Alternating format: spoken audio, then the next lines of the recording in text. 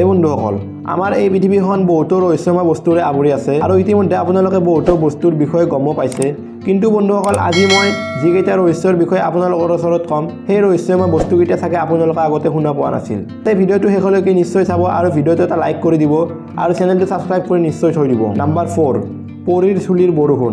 এই ঘটনাটো প্ৰথমবাৰৰ বাবে পৰ্তুগালত হৈছিল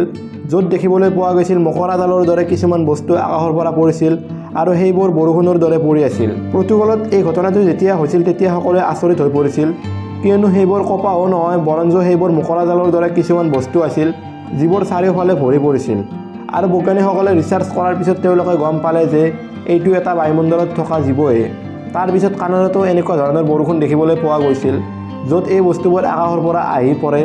এইবোৰ দেখিবলৈ প্ৰায় বৰষুণ সদৃশে কিন্তু বন্ধুসকল এই জীৱটো কি হয় তথা ইয়াৰ নাম কি সেইটো আজিও ৰহস্যময় হৈ আছে নাম্বাৰ 3 গছে খাই পেলালে এটা চাইকেল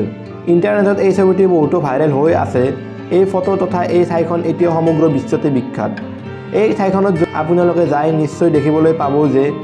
এডাল গছে এখন চাইকেল খাই পেলাইছে চাইকেলখনৰ অকল আগ চকা তথা পিছ চকাহে দেখিবলৈ পোৱা যায় বাকী অংশ এই গছটোৰ ভিতৰতে আছে বন্ধুসকল এই গছডালে এই চাইকেলখন কেনেকৈ খালে সেইটো আজিও ৰহস্যময় হৈ আছে নাম্বাৰ 2 অদ্ভুত জীৱ অষ্ট্ৰেলিয়াত এটা ভিডিঅ' ক্লিপ ভাইৰেল হৈছিল আৰু সেই ভিডিঅ' ক্লিপটো অৰিজিনেল আছিল ভিডিঅ' ক্লিপটোত দেখুওৱা হৈছিল এটা অজগৰৰ মুখত এটা অদ্ভুত ধৰণৰ প্ৰাণী আছে এই প্ৰাণীটো দেখিবলৈ বাদুলিৰ নিচিনা কিন্তু এই প্ৰাণীটো বহুত ডাঙৰ আছিল আৰু কোৱা হৈছিল যেটো বাদুলি নহয় তেতিয়া বৈজ্ঞানিকসকলে সেইখন ঠাইত উপস্থিত হৈছিল তেতিয়া দেখিবলৈ পালে যে অজগৰটো ইতিমধ্যে মৃত্যু হৈছে কিন্তু অজগৰৰ মুখৰ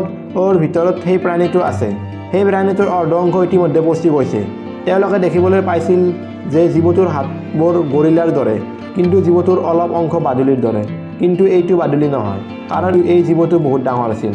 নাম্বাৰ 1 70 বছৰীয়া ট্ৰাফিক জাম বন্ধুসকল ইণ্টাৰনেটত চাগে এই ট্ৰাফিক জামটো দেখিবলৈ পাইছে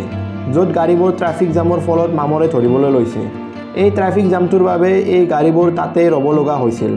আৰু এতিয়ালৈকে এই গাড়ীবোৰ তাতে আছে আচলতে এই ঘটনাটো হ'ল ইউৰোপৰ বেলজিয়াম নামৰ ঠাইত য'ত দ্বিতীয় বিশ্বযুদ্ধৰ সময়ত সৈনিকসকলে নিজ নিজ গাড়ী বেলজিয়ামৰ এখন জংঘলত এৰি থৈ গৈছিল আৰু তেওঁলোকে এই গাড়ীবোৰ শৃংখলভাৱে সজাই থৈ গৈছিল যাতে এই গাড়ীবোৰ কোনেও চুৰি কৰিব নোৱাৰে দ্বিতীয় বিশ্বযুদ্ধত সৈনিকসকলে যেতিয়া যুদ্ধ কৰিব গৈছিল তেতিয়া তেওঁলোকে ভাবিছিল তেওঁলোকে যুদ্ধৰ পিছত ইয়ালৈ আহি সেই গাড়ীবোৰ লৈ যাব কিন্তু যুদ্ধত বহুতো সৈনিকৰ মৃত্যু হয় আৰু বহুতো সৈনিক ইয়ালৈ আহি গাড়ীবোৰ লৈ যাব পৰা অৱস্থা নাছিল কিয়নো তেওঁলোকৰ আৰ্থিক অৱস্থা বহুত বেয়া হৈ পৰিছিল যাৰ ফলত এই গাড়ীবোৰ এতিয়াও তাতে পৰি আছে আৰু এইটোক বিশ্বৰ আটাইতকৈ ডাঙৰ ট্ৰাফিক জাম বুলি ধৰিব পৰা যায় যদি এই ভিডিঅ'টো চাই ভাল লাগিলে তেনেহ'লে ভিডিঅ'টো এটা লাইক কৰি দিব আৰু চেনেলটো সাবস্ক্ৰাইব কৰি নিশ্চয় থৈ দিব তেনেহ'লে মই লগ পাম আপোনালোকৰ নেক্সট ভিডিঅ'ত তেতিয়ালৈকে বাই বাই